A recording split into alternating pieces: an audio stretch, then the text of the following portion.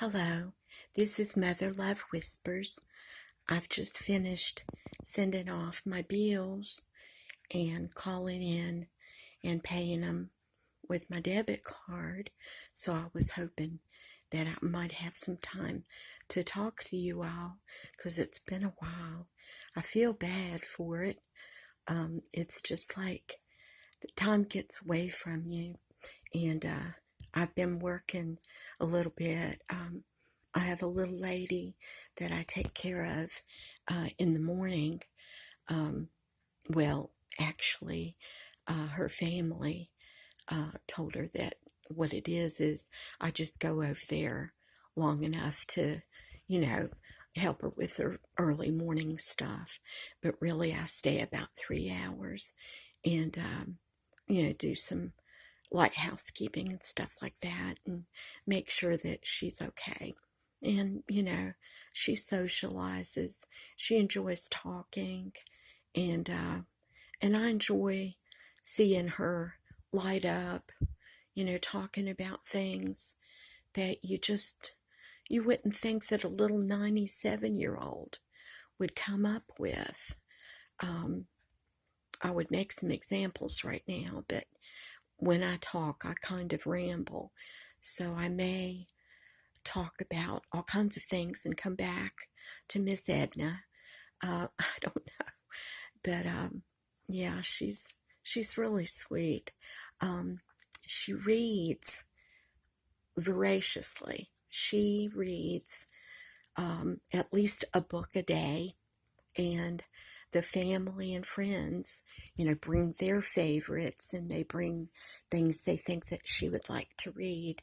And then what I've done is I've snuck in a couple of mine so far that she didn't think she would like because she's more of a politician minded because her family has been involved in a lot of things.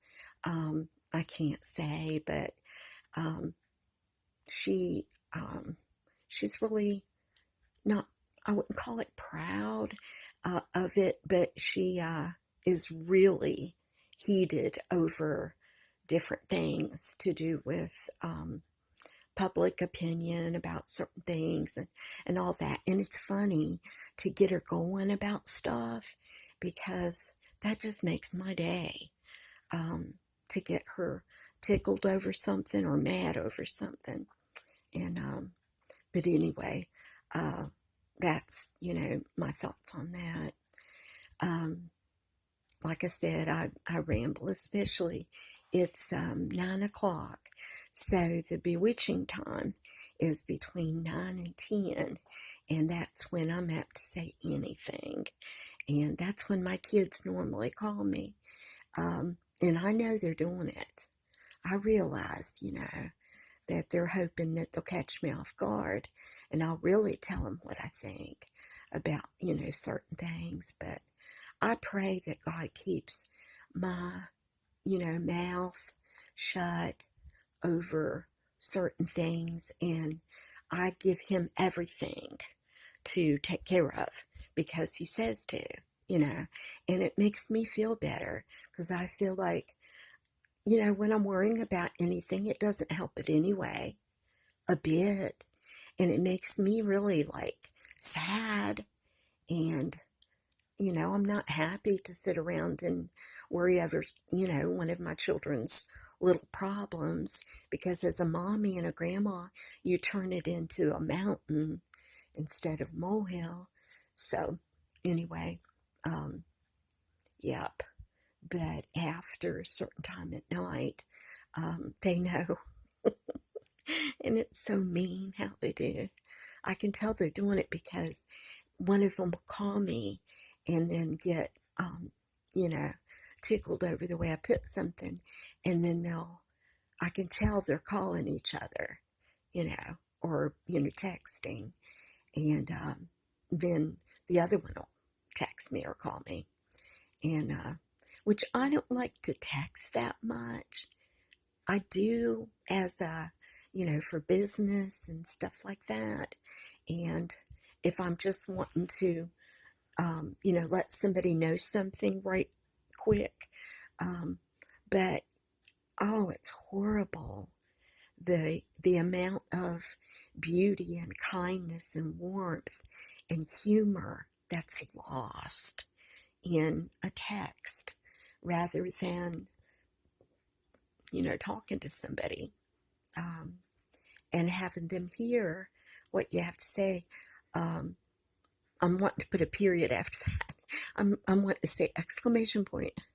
But anyway, my daughter and I, especially, Bookworm Whisper, we've got into it before because I'll say something or she'll say something and I'll take it wrong because as a text, you don't see the smile on somebody's face.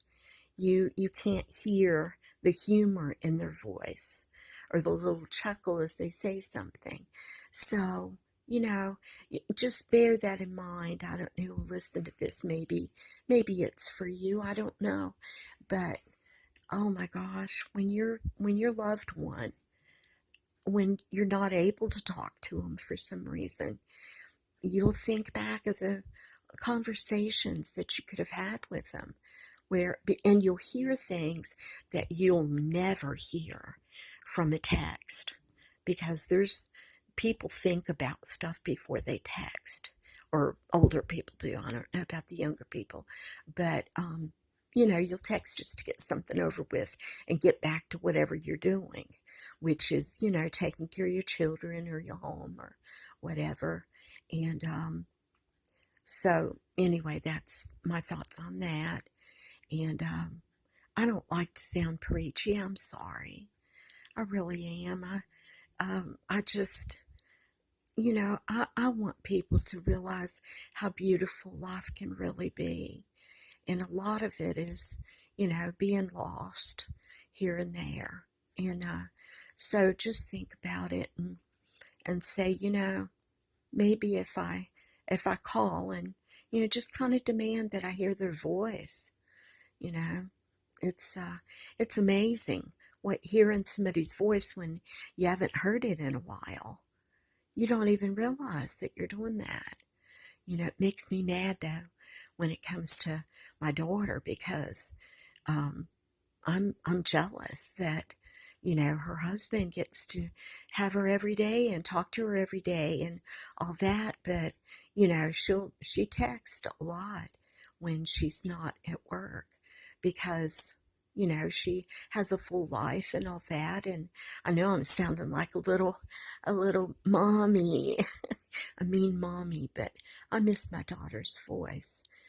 She's my best friend, and I talk to her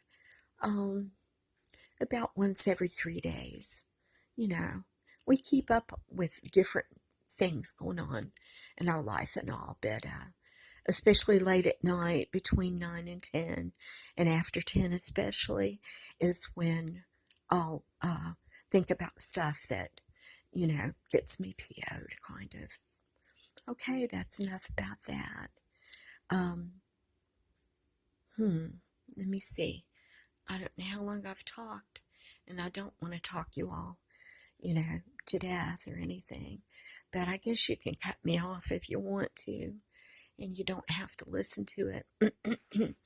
I took 2 of the books that I really, really like so far to Miss Edna, and the first one, it took her a weekend.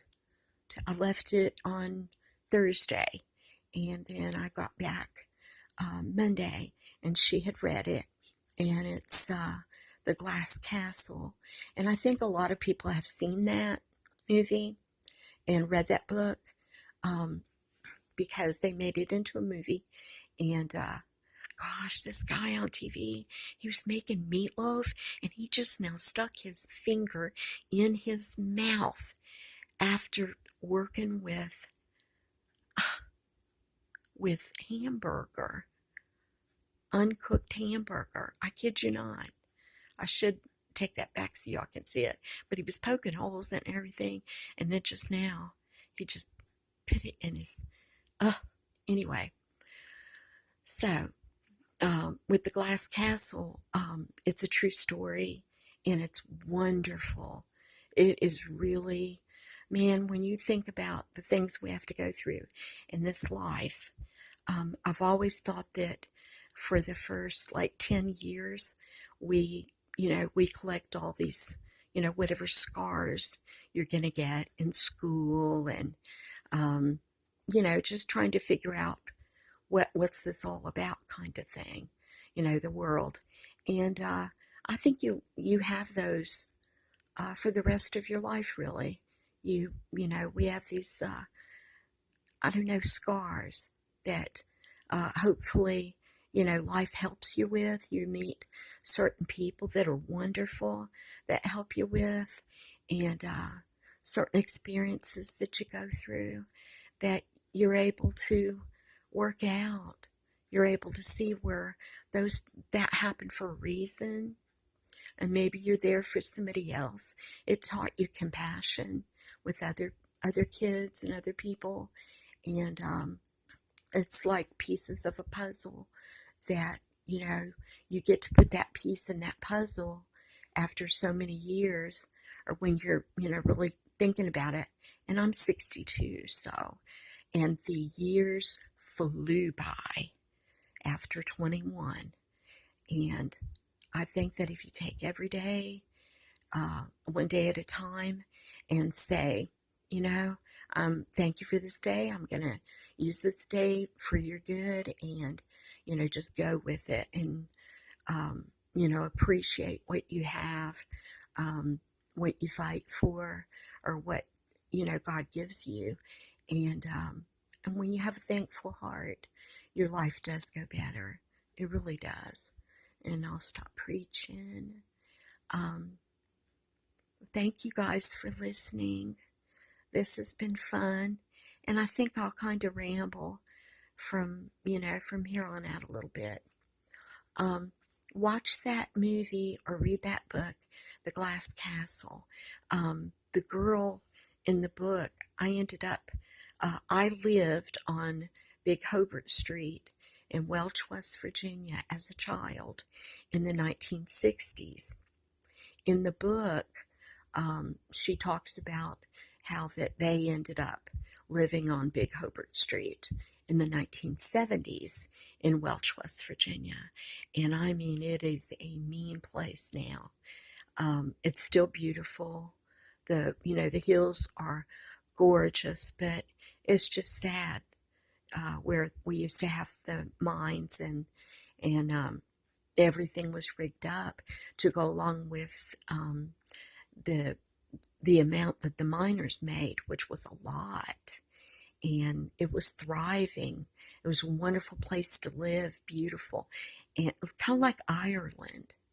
And then after the mines shut down and they started, there was just nothing. They had one Walmart there in Welch, and it was taken out recently. They couldn't make enough business to make anything there. So, I mean, I think they have to drive for like at least an hour to get their groceries and stuff like that. But anyway, they're good people. There's a lot of good people there. I was born there. I was born in Welch, West Virginia, in 1957, and I'm pretty sure that Mr. Steve Harvey was born in the same hospital I was in Welch, West Virginia. But I'm not sure. I think I'm a little bit older than him. But I think he is so funny. I watched his thing tonight where I think it was in the 90s, because his outfit was cray. It was so funny, the outfit he had on.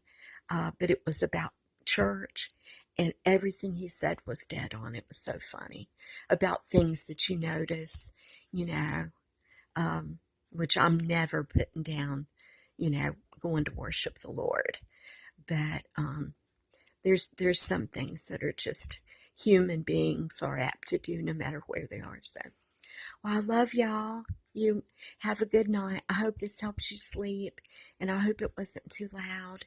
And just get back with me and let me know what you would like, and I'll try and stay on here more. Thanks a lot. Ta-ta.